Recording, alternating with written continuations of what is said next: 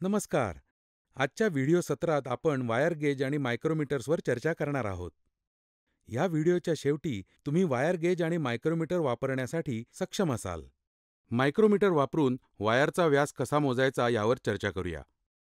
Micrometre म्हणजे काय? Micrometre हे मोजण्याचे साधन आहे ज्याचा उपयोग कोणत्याही वस्तूची जाडी आणि व्यास यांसारखी लहान मोजमापं करण्यासाठी केला जातो. या उपकरणात इंग्रजीतील यू अक्षरासारखा एक फॉर्म असतो.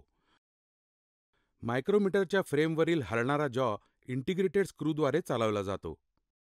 आपण मायक्रोमीटरमधून उत्कृष्ट आउटपुट मिळवू शकता. मायक्रोमीटरच्या भागांची चर्चा करूया. फ्रेम. यू आकाराची फ्रेम कठोर आणि स्थिर होण्यासाठी डिझाईन केलेली आहे.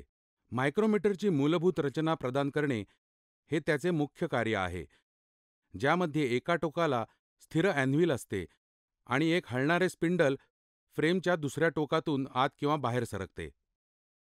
फ्रेममध्ये थर्मल वस्तुमान जास्त असते आणि ते जास्त गरम होऊ नये म्हणून इन्सुलेटेड प्लास्टिकसह येते. अॅन्व्हिल हा मायक्रोमीटरचा एक छोटा, स्थिर, दंडगोलाकार भाग आहे जो यू फ्रेमच्या अगदी टोकाला असतो आणि वस्तू मोजण्यासाठी एक होल्डिंग पॉइंट म्हणून काम करतो. स्पिंडल. स्पिंडल थिंबलपासून एक्सटेंड झालेला आहे. ऑपरेटर थिंबल फिरवताना स्पिंडल वस्तूला एव्हिलच्या दिशेने मोजण्यासाठी ढकलतो. स्पिंडल त्या वस्तूला एव्हिलच्या विरुद्ध दाबून ठेवते, ज्याचे मोजमाप करावे लागते. लॉकनट. एखाद्या भागाच्या वैशिष्ट्याचे मोजमाप नोंद करण्यासाठी स्पिंडलची हालचाल लॉक करण्यासाठी लॉकनटचा वापर केला जातो. स्लीव्ह हा एक प्रकारचा दंडगोलाकार भाग आहे जो स्पिंडलवर बसवला जातो आणि मायक्रोमीटरचा मुख्य स्केल असतो, कारण मुख्य स्केल स्लीव्हवर कोरलेला असतो. ते त्या स्लीव्ह आणि स्पिंडलभोवती फिरते. त्याचे मुख्य कार्य मिलीमीटरमध्ये रीडिंगचे संकेत देणे आहे. थिंबल. थिंबल हा एक घटक आहे जो अंगठ्याने फिरवला जातो आणि ज्याने स्पिंडलची हालचाल केली जाते. रॅचेट स्टॉप. रॅचेट स्टॉप हा यंत्राच्या शेवटी असतो आणि एखाद्या वस्तूवर योग्य तेवढाच दबाव लागू केला जातो याची खात्री करण्यासाठी जबाबदार असतो. स्पिंडल स्क्रूची मोजणी शक्ती मर्यादित करण्याच्या उद्देशाने मायक्रोमीटरमधील रॅचेट स्क्रू गेजच्या काठावर असते. हे कॅलिब्रेटेड लहान ड्रमसह कार्य करते, जे वर्कपीसवर लागू घर्षण शक्ती मर्यादित करते आणि थिंबल लॉक केल्यावर रॅचेट आवाज निर्माण करते. मायक्रोमीटर वापरून वायरची जाडी किंवा व्यास कसा मोजायचा याबद्दल चर्चा करूया. मायक्रोमीटर, ज्याला स्क्रू गेज म्हणूनही ओळखले जाते, हे वायरचा व्यास किंवा धातूच्या तुकड्याची जाडी अचूकपणे निर्धारित करण्यासाठी वापरले जाणारे मोजमाप यंत्र आहे. मायक्रोमीटरमध्ये 2 स्केल असतात, मुख्य स्केल आणि वर्तुळाकार स्केल. मुख्य स्केल स्लीव्हवर निश्चित केलेली असते, तर गोलाकार स्केल थिंबलमध्ये असते आणि समान भागांचे बनलेले असते. मूलभूतपणे मायक्रोमीटरमध्ये 3 प्रकारच्या त्रुटी असतात. त्या आहेत zero error, positive zero error आणि निगेटिव्ह झिरो एरर. जर मुख्य स्केलचा बिंदू 0 वर्तुळाकार स्केलच्या बिंदू 0ला बरोबर जोडला जात असेल तर 0 त्रुटी नसते. जर मुख्य स्केलचा बिंदू 0 वर्तुळाकार स्केलच्या 0 बिंदूच्या वर जोडला गेला तर ही सकारात्मक 0 त्रुटी आहे. जर मुख्य स्केलचा बिंदू 0 वर्तुळाकार स्केलच्या 0 बिंदूच्या वर जोडला गेला तर एक ऋण 0 त्रुटी आहे.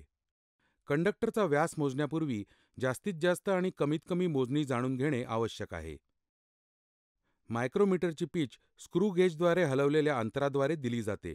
पूर्ण फिरवण्याच्या संख्येने स्पिंडल एव्हिलपर्यंत पोहोचेपर्यंत स्क्रू गेजमधील थिंबल फिरणारा भाग घड्याळाच्या दिशेने फिरवा आणि 0 त्रुटी तपासा. आता एका पूर्ण रोटेशनसाठी थिंबल घड्याळाच्या उलट दिशेने फिरवून स्पिंडल सोडा.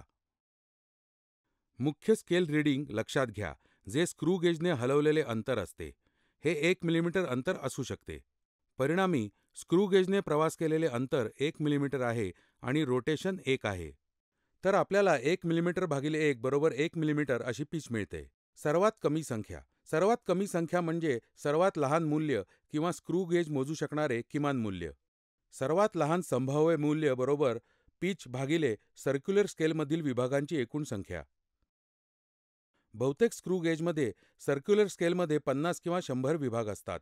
विभागांची संख्या 100 असल्यास आपल्याला पिच 1 म्हणून आधीच मिळाली आहे. कमीत कमी आपण 0.01 म्हणजेच 1/100 म्हणून मोजतो. जर भागाकार 50 असेल तर किमान संख्या 0.02 असेल. आता एक वायर किंवा कंडक्टर घ्या आणि ते स्पिंडल आणि ॲन्व्हिलच्या मध्ये ठेवा आणि थिंबलला घड्याळाच्या दिशेने फिरवा जोपर्यंत स्पिंडल आणि ॲन्व्हिल कंडक्टरला धरून ठेवत नाहीत आणि रॅचेटसह घट्ट ठेवा. स्लीव्हमधून मुख्य स्केल रीडिंग 1 मिमी दाखवते असे गृहीत धरा आणि वर्तुळाकार स्केल 96 आहे. वर्तुळाकार वाचन 96ला किमान 0.01 च्या संख्येने गुणाकार करा आणि 1 मिलीमीटरच्या मुख्य स्केल रीडिंगमध्ये जोडा. एकूण तुम्हाला 1.96 मिलीमीटर मिळेल आणि कंडक्टरचा व्यास 1.96 मिलीमीटर असेल. ही प्रक्रिया पुन्हा करा आणि त्याच वायरने 3 वेळा माप घ्या. मूल्य अधिक अचूकपणे मिळवण्यासाठी 3 रीडिंगची सरासरी घ्या. सकारात्मक शून्य त्रुटी आढळल्यास ॲक्च्युअल रीडिंगमधून वजा करा. नकारात्मक शून्य त्रुटी आढळल्यास ॲक्च्युअल रीडिंगमध्ये मूल्य जोडा. ह्या व्हिडिओ सत्रातून मला आशा आहे की तुम्ही स्क्रू गेज आणि मायक्रोमीटर वापरून वायरचा व्यास मोजू शकाल. आपल्या दिलेल्या वेळेबद्दल धन्यवाद. तुमचा दिवस चांगला जावो.